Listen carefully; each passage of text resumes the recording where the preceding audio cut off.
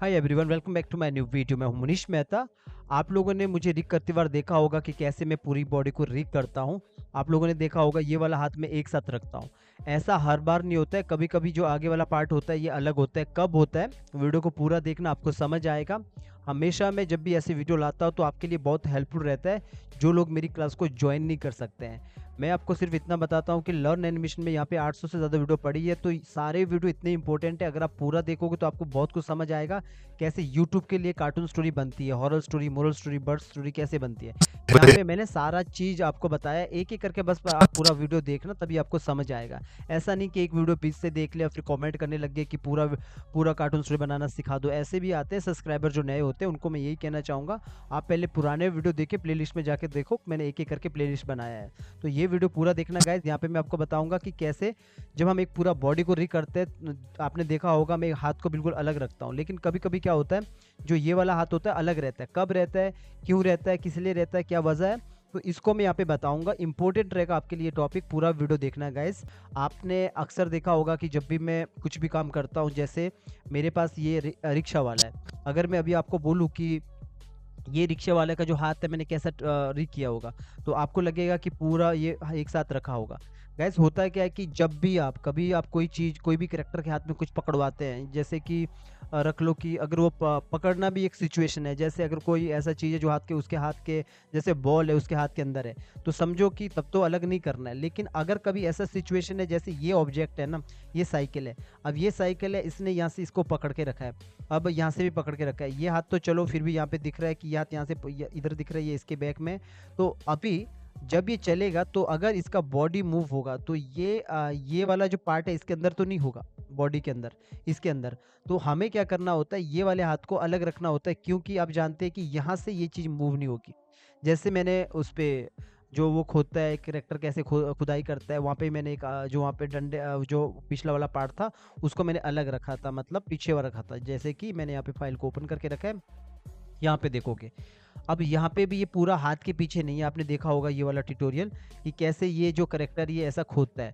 अब जब ये खोदता है तो अब जाहिर सी बात है कि जब ये खोदता है तो ये वाला पार्ट मूव नहीं होगा, यानी कि इसके बीच में गैप नहीं आएगा।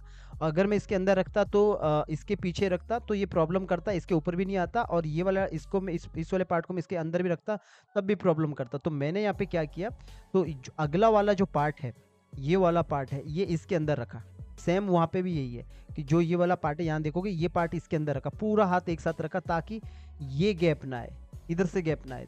कुछ सिचुएशन में आपको हाथ को ब्रेक करना पड़ता है जब आप बिना ड्राइंग का एनिमेशन कर रहे होते हैं, ठीक है।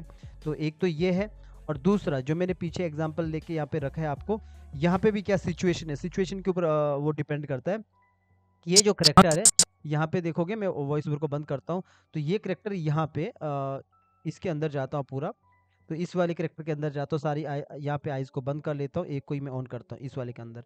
तो यहाँ पे देखोगे जो ये जो यहाँ पे करेक्टर है, ये यहाँ पे मूव करता है, थोड़ा सा ये मूव करता है आगे पीछे, देखोगे ऐसा ये मूव कर, सुन रहा है जो इसका चाचा बोल रहा है, तो सुन रहा है। अब जब पिछला पार्ट मूव हो रहा है तो ये वाला पार्ट मूव नहीं होगा। तो यहाँ पे देखोगे मैंने इसको अलग से रखा है, क्यों, क्योंकि मुझे इसको, जो ये वाला जो हाथ है, ये इसके अंदर रखना पड़ रहा है ताकि ये मूव ना हो इसके बीच में। जो ये वाला पार्ट है, देखोगे ना, थोड़ा दूर करता हूँ तो आपको नजर आएगा, ये वाले पार्ट को मैंने अलग किया है, और इस जो अलग ये वाला पार्ट है, इसको मैंने अलग करके इसको यहाँ पे रखा है। यहाँ पे दो दो पार्ट बना है, एक को मैं डिलीट कर देता हूँ।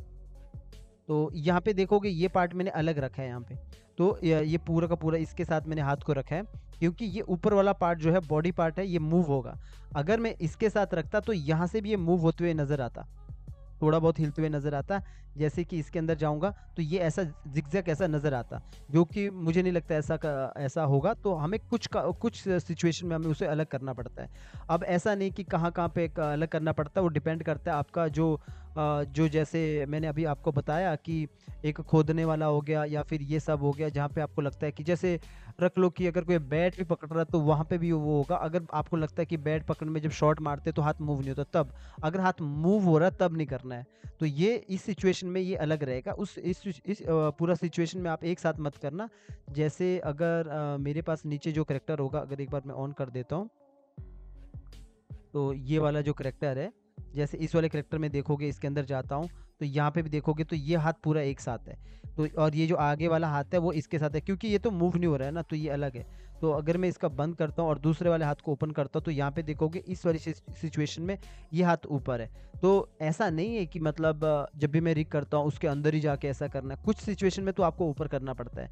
जैसे इस वाले में देखोगे ये वाला ऊपर है, पार्ट पूरा ऊपर है। क्यों? क्योंकि इसने यहाँ पे जो ये करेक्टर है, यहाँ पे ये इस तरह बैठा है, जो ये चाचा है ये यहाँ पे इस तरह बैठा है, और चाचा यहाँ पे बात कर रहा है। तो एक बार मैं इसको वॉइस ओवर को बंद करता हूँ, तो यहाँ पे देखोगे चाचा इधर यहाँ पे ये बात सुन रहा है। तो ये जो हाथ है, जो आगे वाला जो हाथ है, ये यहाँ पे ये ऊपर मैंने रखा है। क्यों? क्योंकि ये इसके ऊपर रहेगा, तभी मैंने इसको अलग किया है। इसका क्या मतलब है? इसका ये मतलब है कि हर बार कोई भी ऐसा नहीं होता है कि हर बार जो करेक्टर होता है वो एक जैसा ही रिग होता है, कुछ सिचुएशन में अलग अलग होता है। और बाकी जो मैंने रिग बताया वो वैसा ही करना है, जैसे मैं हर बार बताता हूँ वैसा ही रिग करना है। सिर्फ हाथ की सिचुएशन में जहाँ आपको लगता है कि मतलब वो हाथ कहीं पे कुछ पकड़े हैं या मूव नहीं होगा, पकड़ा है तो तब भी ठीक है, कुछ कुछ सिचुएशन में तो उसके अंदर रह सकता है। जैसे मेरे जो करैक्टर है, ये वाला जो करैक्टर है, इसके हाथ में पूरा ये जो डंडा है ये इसके अंदर है। तो इसका मतलब ये तो नहीं है कि इसको अलग किया है, बस सिर्फ ये जो पिछला वाला हाथ है इसको ब्रेक करा है ताकि ये गैप ना आए। मुझे उम्मीद है गाइज़ आपको ये समझ आ रहा होगा कि जो मैं कह रहा हूँ कि हर बार एक जैसा रिग नहीं होता है हाथ के ऊपर, कुछ थोड़ा अलग भी होता है। डिपेंड करता है टॉपिक के ऊपर कि आपका कौन सा टॉपिक है, आप क्या एनिमेशन कर रहे हैं। यहाँ पे मैं कोशिश कर रहा हूँ गाइज़ आपके जो डाउट है वो थोड़ा सा कुछ वीडियो में क्लियर करूँ। बाकी और भी कुछ रहता है तो आप मुझे कमेंट करना, मैं कोशिश करूँगा क्लियर करने का। और यहाँ पे जो मैंने ये जो छोटी सी जानकारी आपके साथ शेयर किया, मुझे उम्मीद है इससे आपको काफ़ी हेल्प मिलेगा। बहुत जगह पे आप अटक जाते हो, फिर ये कहते हो कि सर मेरा यहाँ पे प्रॉब्लम आ रहा है, वहाँ पे प्रॉब्लम आ रहा है। तो ये सारी चीज़ें मैं यहाँ पे क्लियर करता हूँ, जितना भी ये छोटी छोटी वीडियोज़ रहता है। तो यहाँ पे ये सब होता है गाइज। और मैं इतना बता दूँ आपको, बिना प्रैक्टिस के आपको कोई भी एनिमेटर नहीं बना सकता है, चाहे वो मेरी क्लास भी है। आपको आना पड़ेगा, प्रैक्टिस करना पड़ेगा, तब जाकर डाउट आते हैं। तो ये जो सारा प्रॉब्लम है, ये जो छोटी छोटी प्रॉब्लम है, ये तभी आती है जब आप प्रैक्टिस करते हो। तो चलिए गाइज, मुझे उम्मीद है ये छोटी सी जानकारी आपको अच्छी लगेगी। मिलते हैं नेक्स्ट वीडियो में, तब तक के लिए प्रैक्टिस करते रहिए, इंजॉय करिए वन लाइफ।